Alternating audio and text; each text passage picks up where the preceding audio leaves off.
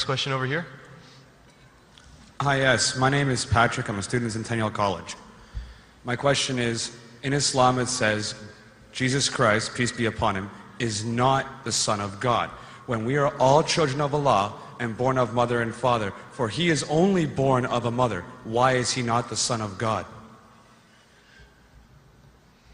Brother Patrick asked a very good question, a very important question. He said that why in Islam is Jesus Christ, peace be upon him, not considered as Son of God?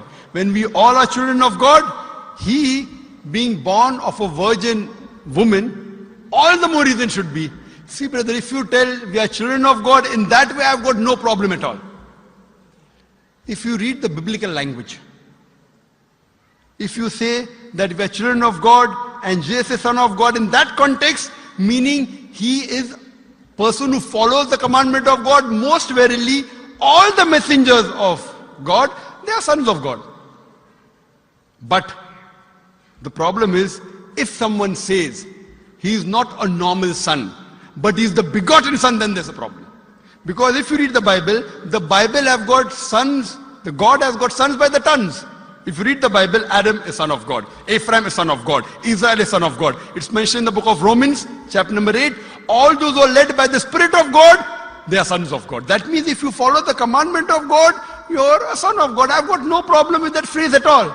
But today, that phrase has been misunderstood.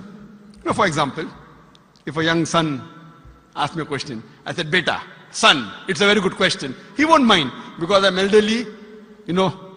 But if I say that begotten son, that means I'm insinuating him. You know, maybe he'll punch me. Fine. So what do you realize? That using the phrase son of God, in the context that we are children of God, we have no problem. So in that context, all the human beings who follow the commandments of God can be called children of God. No problem. But what the Christian says, that no, Jesus Christ, peace, but it's not a normal son. And he quotes Gospel of John, chapter number 3, verse number 16. For God so loved the world that he gave his only begotten son. Whosoever believeth in him shall not die but have everlasting life. Correct, brother? So do you believe Jesus is the begotten son of God? I do. You believe, fine. Now this verse which I quoted, Gospel of John, chapter number 3, verse number 16, it's from King James Version.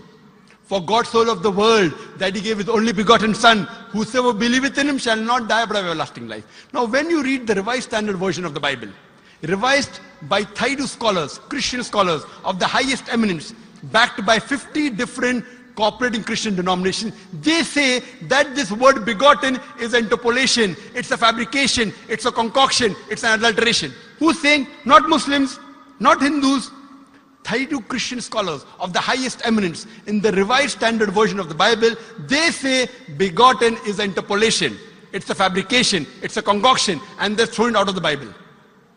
So if you say Jesus is Son of God, like Adam, like Ephraim, like Israel, I have no problem.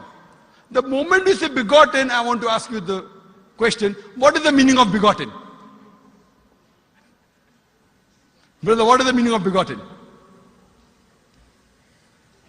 You know, begetting is an animal act. It's the function of lower animals of sex. And when you say that he was born to Mother Mary, virgin, what are you insinuating? And if you say, because Jesus Christ, peace be upon him, is God or Son of God, because he was born to Mother Mary, Quran gives the reply in Surah Imran, chapter number 3, verse number 59. Inna masala Isa indallahi ka masala Adam. Khalaqa min turab. That when they say the similitude of Jesus in front of Allah is the same as Adam. They were born from dust and said, be and it was. If you say that Jesus Christ is God because he had no father and only mother, then Adam, peace be upon him, is a greater God. He had no mother and no father according to the Bible. MashaAllah, you're clapping. I like it. So if you say Jesus is God because he had no father, only mother, Adam is a greater God, peace be upon him. He had no mother, he had no father. I never referred to him as a God, but Son of God. That's right. Fine.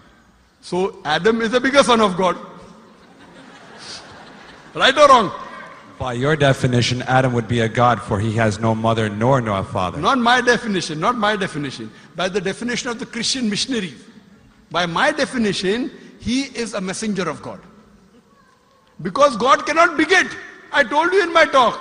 Lam yalid wa lam yulad. He begets not, nor is he begotten. The moment God begets, he is not God. Son of God meaning pious person, I agree.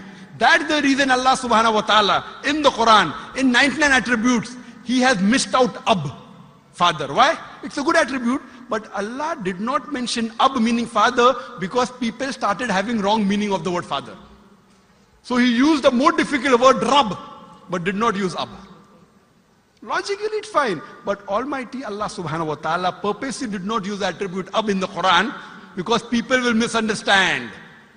That's the reason English-wise, saying Jesus is the Son of God, meaning messenger of God, I'm with you. But the moment you say begotten son, I have objection. So you say Jesus is a messenger of God, I say peace be upon him after his name. So I respect Jesus Christ, peace be upon him, more than you, Brother Patrick. Because when I take his name, I have to say peace be upon him. If I do not say that, I'm wrong.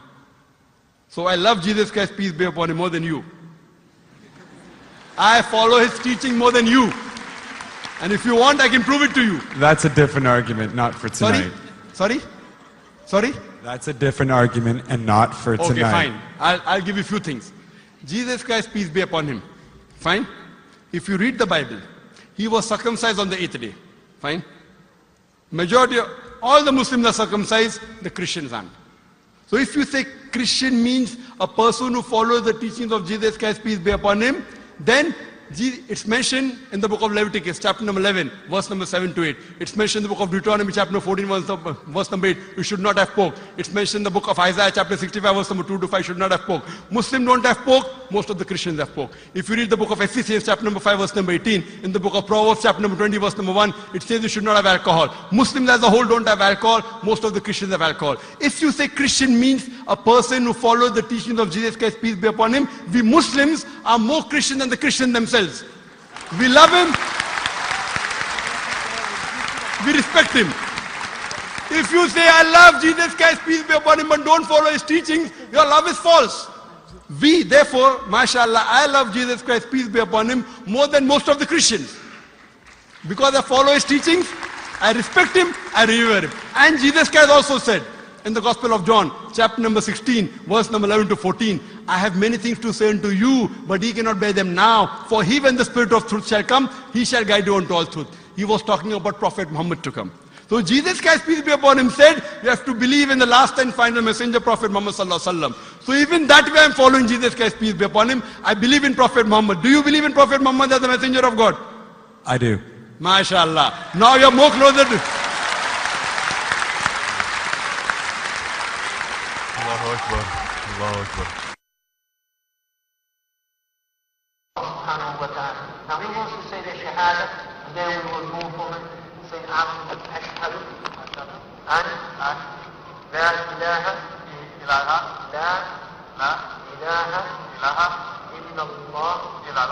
wa ashhad an Muhammad Rasulullah. Rasul Allah. I'm more excited than him. Allahu Akbar. Allahu Akbar. Allahu Akbar. Allahu Akbar. Allahu Akbar. Welcome, your brothers